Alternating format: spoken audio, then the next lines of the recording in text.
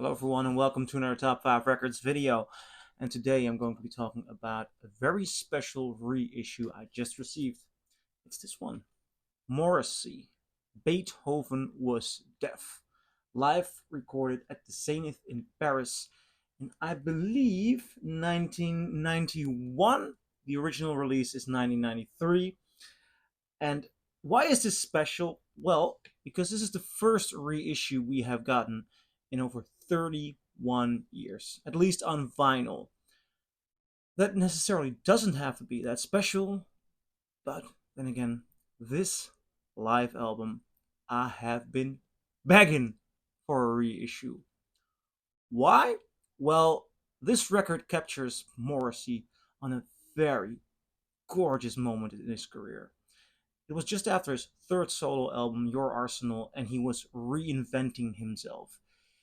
Also, the way he sings, the songs he writes, the image he became. He started to flirt more with a certain macho like male macho attitude, flirting with hooligan and boxer culture. I believe he was even dating a boxer in those days. And that after the Smiths moment and the fragility of the Smiths, but he still remained, although flirting with the toughness, there still remained a certain harshness in his, a certain, no, flirting with the harshness, there still remained a certain um, fragile sensitivity here.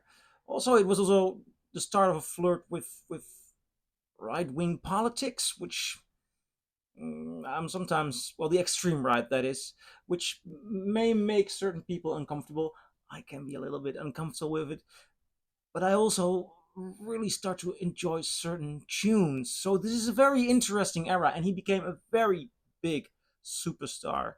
When you read his autobiography, he even talks about that this period, early 90s and later on early zeros, he noticed that he was becoming bigger popularity wise, venue wise, than he ever was with the Smiths. So this is Morrissey on a very good moment. And if you take a look at the set list, I mean, this is a record that the original is very expensive. If you want to buy one on Discogs now, you have to pay about 170 bucks, and then you have to ship it. A lot of money. Yet I have been in doubt to buy one for some time because looking at the set list, opening with "You're the One for Me, Fatty," it's an awesome song. I mean, the lyrics, the idea of it, incredible song. National Front Disco.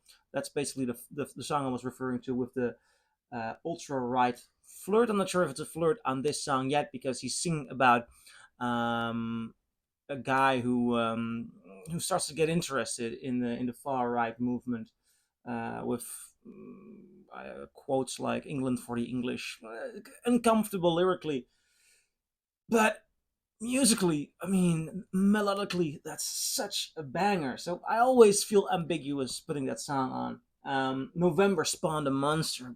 Oh, I love that one. That's an incredible single. And it just goes on. Jack the Ripper's on here. Then side to such a little thing makes such a big difference. I know it's gonna happen someday. And the way he does it here, I mean, he was so good live. It was such a spectacular band. You know, I'd love to see him. You're gonna need someone on your side. Suedehead, and then ending it up with "We hate it when our friends become successful." There is such a fierceness in his lyrics, and his voice is so. He's gorgeously crooning on this show. The band is in incredible shape. This is a rare good live album. So why did it take so long to reissue it? Because I couldn't wait to listen to it on vinyl.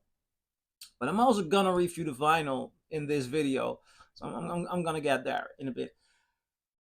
Well, I don't know why they didn't. Morrissey is not really easy with getting reissues out there for all of his records. He's not always on good terms with his record companies, so there are always things going on. And I think that the stuff with record companies and the copyright issues that might be there also explain a lot of this reissue. Because, as you might have guessed, this is not a picture from Morrissey during his 1991 performance. This is, my guess is 10, 15-year old. This cover. I also think it is a rather odd choice for a front cover. It's not the original front cover. Then we take a look at the inner sleeve. Again, a picture of a more recent Morrissey. Maybe 15, 20 years ago, I'm not sure. Interesting picture, but not brilliant. Then this one, on the other side, you might not see it in the video. It's heavily pixelated.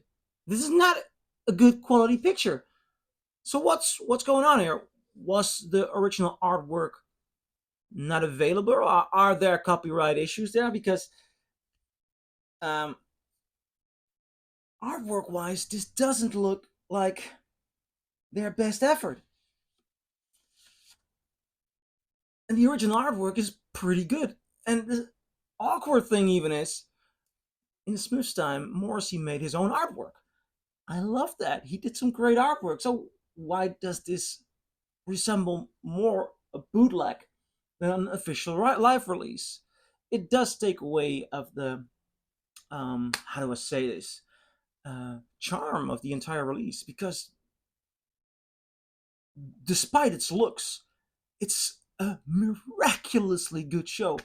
Now, it's also marketed as with brand new artwork, remastered Abbey Road Studios, pressed on black bio vinyl. The vinyl quality, a lot of people are often complaining about the quality of bio vinyl or recycled vinyl. It's perfect, silent, a good quality pressing in that regard. But this show is about an hour of music. There are 8 songs on every side. Now, that's something the original vinyl also has, and I don't have one to compare that to. But when you push so much music on one side,